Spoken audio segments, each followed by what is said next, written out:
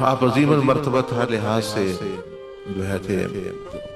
خاص طور پر آپ میں وصف حیا بہت پایا جاتا تھا۔ تو کسی نے پوچھا کہ آپ کی تعریف جو ہے نبی علیہ السلام نے کی ہے کہ فرشتے بھی آپ سے حیا کرتے ہیں اور اللہ پاک بھی آپ سے حیا کرتا ہے اور نبی علیہ السلام بھی حیا کرتے ہیں، آپ کا لحاظ کرتے ہیں، تو یہ آپ نے کیسے اس صفت کو پایا ہے، کیسے آپ میں یہ صفت آئی؟ تو آپ نے فرمایا کہ یہ تو اللہ ہی کی دین ہے، یہ تو اللہ ہی کی صفات میں سے ہے حیا، اور وہاں سے میں نے وہ نبی علیہ السلام کے خلق عظیم کا ایک حصہ ہے، ایک ذرہ ہے عطا ہوا، لیکن اثر اس کا یہ ہے ظاہری طور پر کہ میرا ذہن اور جس طرح میری سوچ ہے وہ یہ ہے کہ میں نے اپنے زبان کو باندھا ہوا ہے، تمہیں نظر نہیں آتا لیکن میں نے ارادے کے ساتھ اس کو باندھا ہوا، وہ بندھی ہوئی۔ میں نے اپنی آنکھوں کو سمجھ لے کہ گوند لگا کے بند کیا ہوا ہے آنکھوں پر، میں نے اپنے ہاتھوں کو بھی باندھا ہوا، میں نے سمجھے کہ میری ٹانگیں جو ہے وہ زمین کے ساتھ جو ہے کے اندر دنسی ہوئی ہیں، وہ ہل نہیں سکتی، یعنی اتنی باندھی ہوئی ہے۔ اپنی زبان کو باندھا ہوا ہے، ٹانگوں کو باندھا ہوا ہے، کانوں کو میں نے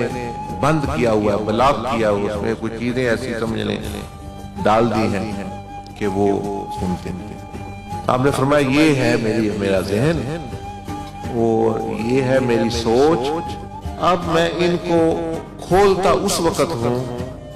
کہ جب میں اللہ پاک کی حضوری میں ہوں، کہ اللہ پاک میرے ساتھ ہے، دیکھ رہا ہے، سن رہا ہے میرا عمل بھی، ہر چیز، اور اس کا حکم ہوتا ہے کہ اب یہاں بولنا ہے یا یہاں کوئی کام کرنا ہے، تو اللہ کا امر میرے ذہن میں ہوتا ہے،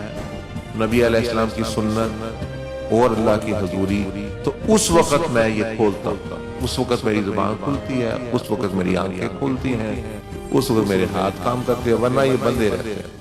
تو اللہ کے حکم سے کھلتے ہیں، بس پھر بند ہو جاتے ہیں۔ تو فرمایا کہ یہ طریقہ میں نے اختیار کیا ہے، اس سے جو ہے اللہ پاک نے میرے پر فضل کیا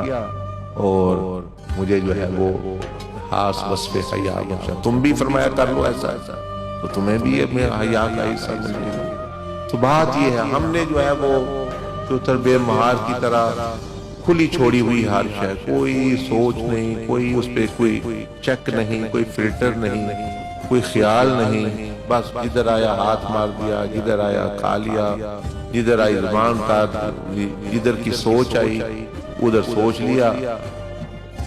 اور جدھر کے جو سننا ہے وہ سن لیا، مطلب یعنی چیز۔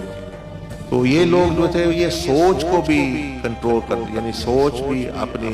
مطلب کہ ادھر ادھر نہیں جانے دیتے تھے، کوشش کرتے تھے کہ وہ بھی۔ تو یہ اللہ پاک نے بندے کو یہ طاقت اختیار دیا ہے کہ وہ ان پر حاوی ہو۔ یہ چیزیں اگر حاوی ہو گئی بندے پہ تو ان میں تو عقل نہیں ہے، اسے زبان میں تو کوئی عقل ہے نہیں، ہاتھوں میں تو کوئی عقل نہیں، یہ تو گوشت کے لوچڑے ہیں، نفس میں کوئی عقل نہیں، وہ تو بندے کو پھر جو ہے جدھر لے دوڑیں گے، کبھی جانور کی طرح ادھر کبھی ادھر۔ تو اس لیے جو ہے تو یہ بندے کو کوشش کرنی چاہیے، جیسے کہ آپ کی تعلیمات ہیں کہ وہ بندہ کوشش کرے۔ اور اصل میں آپ دیکھیں یہ جو طریقہ محمدیہ جس کی تعلیمات جو وہ یہی ہیں عقیدہ اور فرائض کے بعد، کہ وہ یہ 7 اعضاء کو باندھ دے بندہ، یعنی 7 اعضاء کا تزکیہ۔ تو یہ تعلیمات تمام انبیاء کی بھی تھیں، یہی تعلیمات صحابہ اکرام، یہی حضرت عثمان غنی، مطلب یہی ساری پھر آگے امام حسین اور اولیاء کی، اور قیامت کے دن انہی کے متعلق جو ہے وہ پوچھو نہیں ہے، عذاب بولنے ہیں۔ تو اس لیے یہ بہت اہم چیز ہے۔ اللہ پاک مجھے بھی آپ کو بھی اپنے اپنے درجے میں توفیق عطا فرمائے۔